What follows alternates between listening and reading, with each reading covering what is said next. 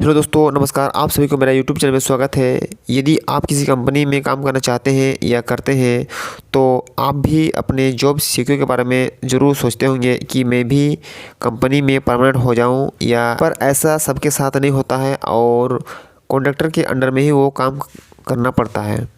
यदि आप भी कॉन्ट्रैक्टर वर्कर हैं और आप भी किसी कॉन्ट्रैक्टर के अंडर में काम करते हैं तो ये वीडियो आपके लिए है। कंपनी के जो कर्मचारी होते हैं, जो अस्थायी कर्मचारी होते हैं, उन्हें जो भी फैसिलिटीज़ मिलती है वे एक दिन या एक महीने की नहीं होती है, बल्कि पूरे साल भर की होती है। जबकि जो कॉन्ट्रैक्टर वर्कर होते हैं उनकी जो वर्क ऑर्डर में होते हैं, उनकी जो काम होते हैं या कुछ दिन या कुछ महीनों की होती है। इसीलिए हमें उन फैसिलिटी उन जो अनाउंसमेंट होते हैं, उन जो कंपनी के जो फैसिलिटी होते हैं उन्हें नहीं मिल पाती है। इसलिए नहीं मिल पाती है क्योंकि उन्हें बहुत शॉर्ट और बहुत कम समय के लिए होता है। चलिए इसे मैं एक एग्जांपल के तौर पर समझाता हूँ। यदि आप एक बिल्डिंग बनाते हैं तो जितने दिन आपके बिल्डिंग बनते हैं माने तब तक आपके वर्कर, आपके घर के जो मिस्त्री होते हैं बनाने वाले, वे आपके घर में काम करते हैं और उनके उतने दिन की वो पेमेंट लेते हैं। जब वो बिल्डिंग आपके बन जाते हैं तो उन मजदूरों की या फिर उन मिस्त्रियों की आपकी कोई ज़रूरत नहीं पड़ती है। हमें उन्हें फिर पे नहीं कर पाते हैं या फिर हम सब पे नहीं करते हैं, यानी वो जितने दिन काम करते हैं हम उन्हें उतने दिन के ही पेमेंट देते हैं। ठीक इसी प्रकार जो कॉन्ट्रैक्टर वर्कर भी को भी हम उतने दिन के ही पेमेंट देते हैं जितने वे काम करते हैं या फिर वो काम कर पाते हैं। और जो अस्थायी कर्मचारी होते हैं उन्हें कंपनी साल भर की जो सैलरी देती है, उन्हें ऑफ डे की सैलरी देती है। और जो अनाउंसमेंट भी जो मिलता है, चाहे वो डीए हो या टीए हो या फिर एलटीए हो या फिर एफएमए हो या फिर जो मेडिकल फैसिलिटीज जो भी है, उन्हें ये साल भर का जो एवरेज जो खर्च होते हैं हमारे देश में, उन्हीं का एक औसत एवरेज मूल्य होता है। इसे इन्हें मैं एक एग्जांपल के तौर पर समझाता हूँ। देखिए डीए क्या है। डीए का मतलब होता है डियरनेस अनाउंसमेंट, यानी 2006 से पहले 2006 से पहले जो डीए जो मिलते थे हमारे कर्मचारी को, वे हैं हमारे बेसिक सैलरी और ग्रेड पे को जोड़कर दिया जाता था। परंतु 2006 के बाद जो भी डीए मिलते हैं हमारे कर्मचारी को, हमारे देश के जो सरकारी कर्मचारी हो या फिर जो पेंशनधारियों है, जो पेंशनधारियों को, तो उन्हें मैंने पूरे देशवासियों के द्वारा जितने सामान खरीदे जाते हैं, चाहे वो चावल, आटा, दाल, सब्जी, मेडिकल खर्चा हो, सिनेमा हो, आपके कपड़े हैं, इस सब को जोड़ दिया जाता है।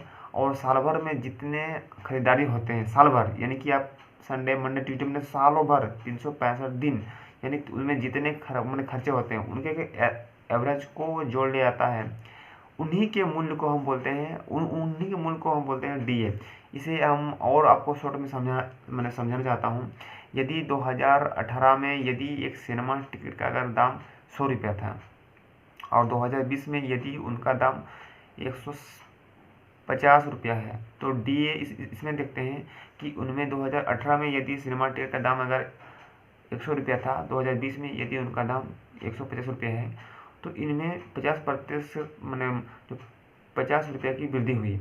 यानी इसमें जो कर्मचारी हैं हमारे देश के उन्हें भी डीए में 50 रुपये की बढ़ोतरी होगी। यानी यदि किसी भी सामान का दाम यदि घटता है तो हमारे जो महंगाई भत्ता भी आपका दाम घटेगा। यदि किसी दाम का दाम अगर किसी चीज़ का दाम अगर बढ़ता है तो महंगाई भत्ता का भी दाम आपका बढ़ेगा। डीए हमें यही सीख देती है।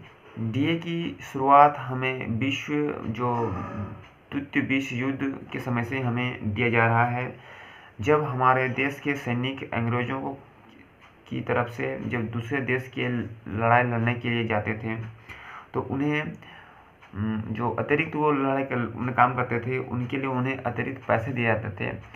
तभी से हमारे देश में माने ये महंगाई भत्ता का जो सिलसिला है चलते आ रहा है।